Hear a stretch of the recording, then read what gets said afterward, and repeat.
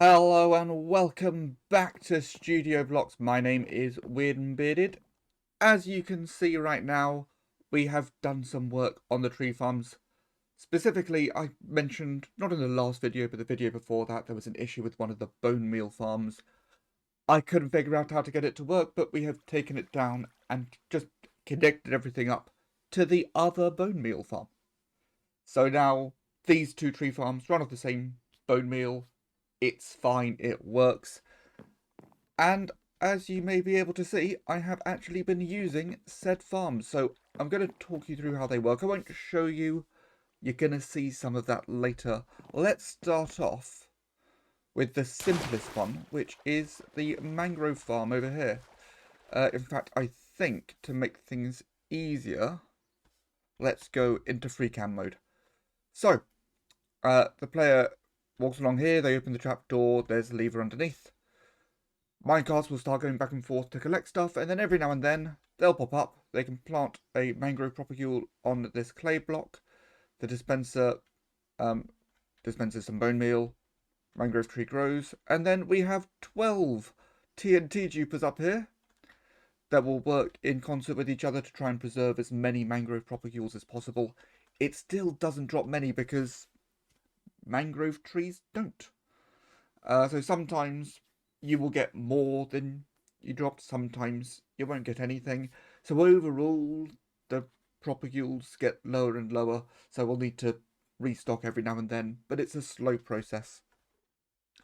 So yeah, then the blocks get collected, and for now they're just going into a little bit of storage behind here. Then we go over to our, what I'm going to call the regular tree farm. So there are two levers. Let's say you're growing anything except oak. So this will do acacia, oak, birch, spruce, and jungle. Though again, with jungle, you don't get enough saplings back, so we'll need to figure something out there. So yeah, you flick that lever, turn the farm on. You stand there, plant saplings, and then more saplings get spat back at you. The tree grows. This side comes in, just in case there are any acacia logs, it will push them into the middle, and it will also break leaves. This side comes in, pushes all the logs out, and then this side comes in, and these line of observers will activate the pistons again, just in case it's an acacia tree. The logs get pushed this way, then we've got an automatic wall of pistons here, which will push them along, and then when they get to this point, these pistons come out one at a time and push them down into a log stream.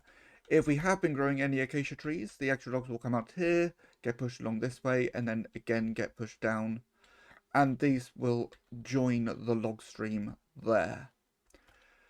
If you pull this second lever, you put the farm into oak mode. We have a flying machine here which will deposit a block so that only small oak trees can grow. We also block off some of the pistons, so these pistons will always be out, which means that the block can't be pushed. So the block stays in place when you turn it off. It all works nice and neatly. Then over here we have the dark oak farm, which is quite a bit more fun. This one works in two separate phases.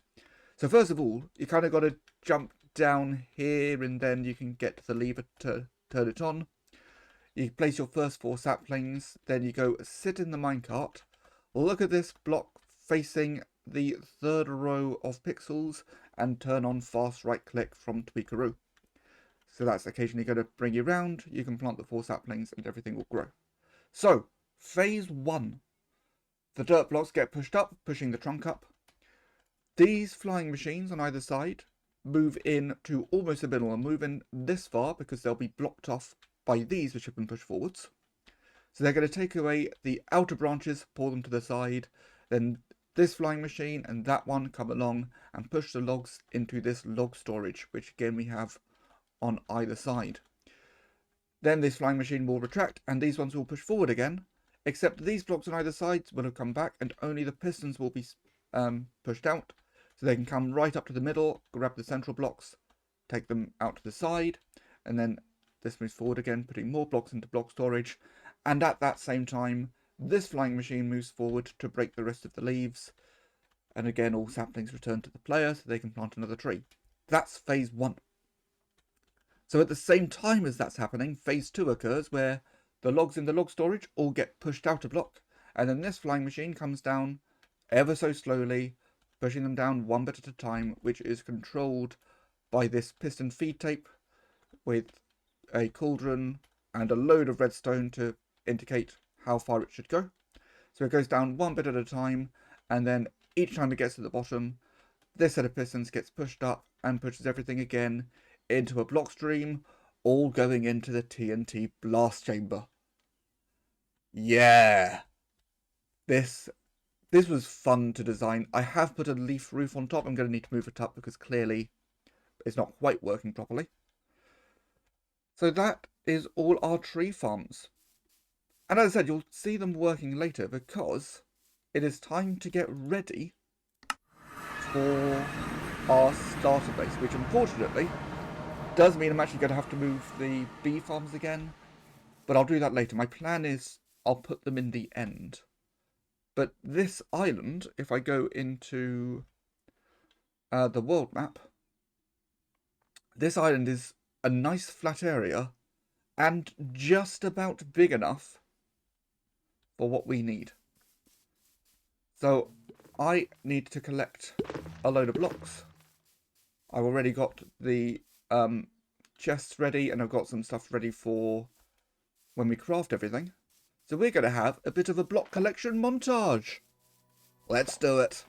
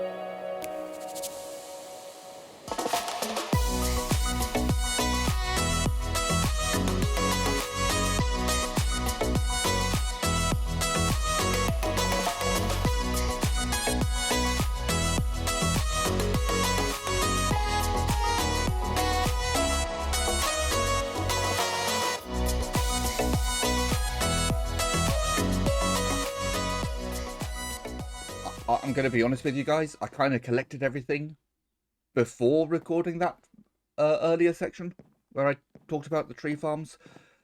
So I just stopped recording, waited a few seconds, and then started recording again. But look, we have so many different things. Because part of this starter base, we also have a storage system, which is going to be an automatic sorter. So I need everything that's going to be going into the sorting system. And I need two of them. One for the actual sorter, one to indicate. You'll see it all next episode when we actually build the thing. But for now, we need to get everything crafted. So we've got 80 chests worth of resources. And normally when you do a big crafting session, the number of chests reduces a bit. Not in this case. In this case, we're going to be adding another 33 chests. I've got them already. I've also got some more anvils, because I know I'm going to need to be naming some stuff for the sorting system. And I don't know if one anvil is going to be enough, so I thought I'd grab some more. So we're going to be adding 2 more rows of chests, plus an extra one at the end, because we've got a lot of non-stackables. Again, it will all make sense in the next episode when this thing gets built. So I think I'm just going to get on with this. This is going to be a fun crafting session. Well, it took some time, but now, at long last, everything is crafted up and hopefully ready to go. Except for the fact that this area still isn't quite right. I need to get everything flattened off. I need to smooth off the edges. I need to take down the bee farms. I figured I may as well take them both down, and we'll rebuild them later on over in the end, so they also work a bit more efficiently. But yeah, I've got to go through. We've got a big cave system here, or at least I'm kind of assuming it's a big cave system. I've not actually explored it yet. But I'm going to go through, get this all lit up, so that stuff can't spawn down here, because no way am I going to be filling up all the caves. Take down the stuff above. Going to try something a little different for a time-lapse, which, if it works, you'll see something a little different for the time-lapse, and if it doesn't work, you'll see a fairly standard time-lapse. But for now, I think I'm going to get this all lit up, and then we'll see what we're doing.